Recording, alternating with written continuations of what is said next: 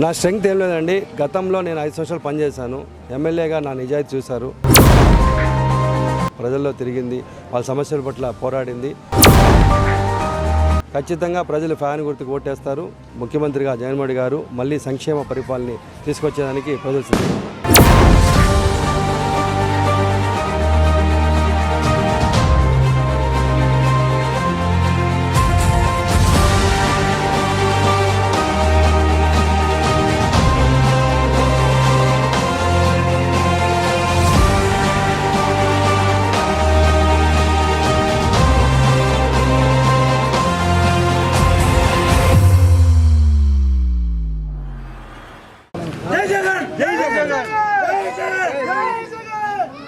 ఈరోజు ప్రచారంలో భాగంగా ఐరాల మండలం మరి ముదిగోళం పంచాయతీకి రావడం జరిగింది.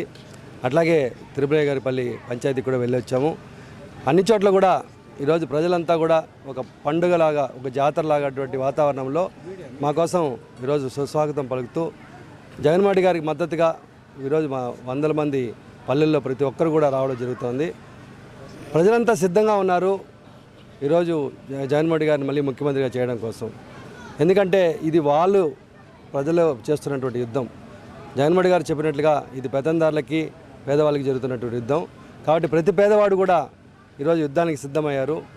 ప్రతి పేదవాడు తన ఓటు హక్కు, ఓటు ఆయుధంతో ఈరోజు యుద్ధానికి సిద్ధంగా ఉన్నారు. రాబోయే సోమవారం భారీగా పోలింగ్ జరుగుతుంది. ఖచ్చితంగా మేమంతా కూడా జగన్మోహన్ గారు ముఖ్యమంత్రి చేసుకునేంత వరకు ప్రజలంతా సిద్ధంగా ఉన్నారు. ఇక్కడ చూస్తున్నాము ఎంత సంతోషమైన వాతావరణంలో ఉంది. ఎందుకంటే ఈరోజు అభివృద్ధి వాళ్ళ కుటుంబాలకు చేరింది. ఈరోజు అభివృద్ధి అనేది వాళ్ళ పిల్లల భవిష్యత్తులో కనబడుతోంది. వాళ్ళకి వచ్చినటువంటి ఉద్యోగాలు కానీ, వాళ్ళ అవ్వాతాతలకు ఇచ్చినటువంటి పెన్షన్ కానీ ప్రతిదీ కూడా వాళ్ళకి సంక్షేమంగా వాళ్ళు చేరాయి. కాబట్టి వాళ్ళు సంతోషంగా ఉన్నారు. ఖచ్చితంగా ప్రజలు ఫ్యాన్ గుర్తుకు ఓటేస్తారు. ముఖ్యమంత్రిగా జగన్మోహన్ గారు మళ్ళీ సంక్షేమ పరిపాలన తీసుకొచ్చేదానికి ప్రజలు సిద్ధంగా ఉన్నారు.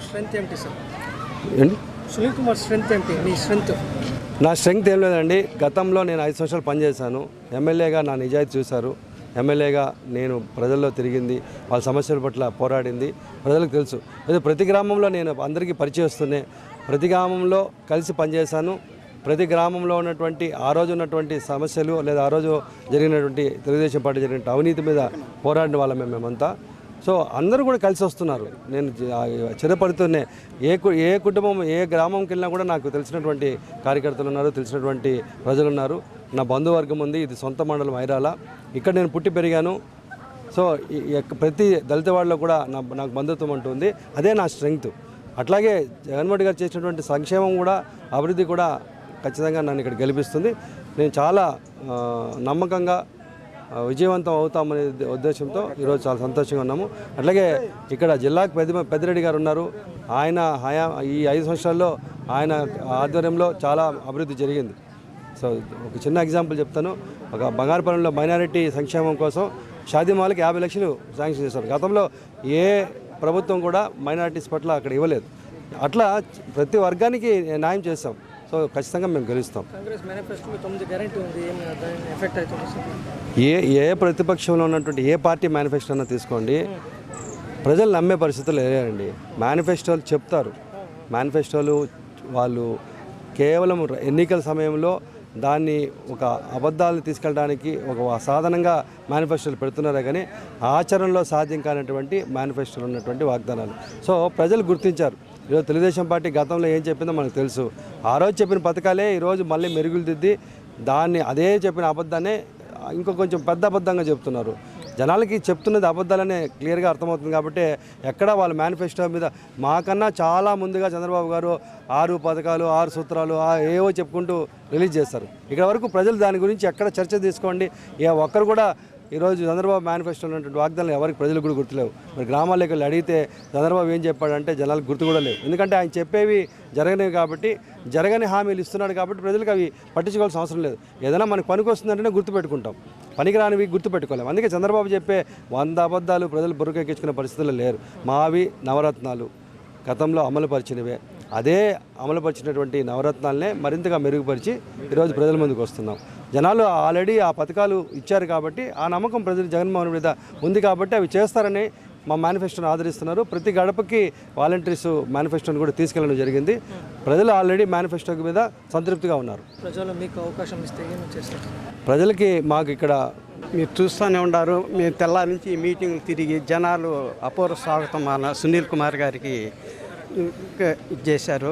ఖచ్చితంగా మన జగన్మోహన్ రెడ్డి సీఎం అవుతారు, సునీల్ కుమార్ గారు ఎమ్మెల్యే ఖచ్చితంగా అవుతారు, అలాగే రెడ్డప్ప గారు కూడా ఎంపీగా ఖచ్చితంగా గెలుస్తారు. మేమంతా మా ప్రజలంతా మా ఐరాల మండలం మొత్తం ప్రజలు ఫుల్ సపోర్ట్గా అందరూ ఉన్నాం.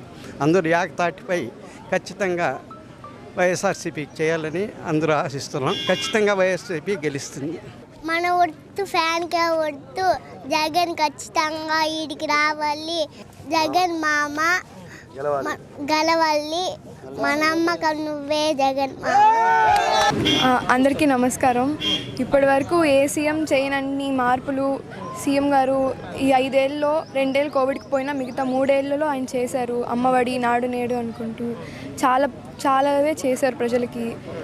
అలాగే ఈసారి కూడా వచ్చే 5 years టర్మ్లో కూడా ఆయన ఖచ్చితంగా ఇంకా ఎక్కువ చేస్తారు. దానికోసమైనా నాన్నగారిని గెలిపించాలి. అందుకే నేను నాన్నగారితో పాటు క్యాన్వాసింగ్కి వచ్చాను. Thank you.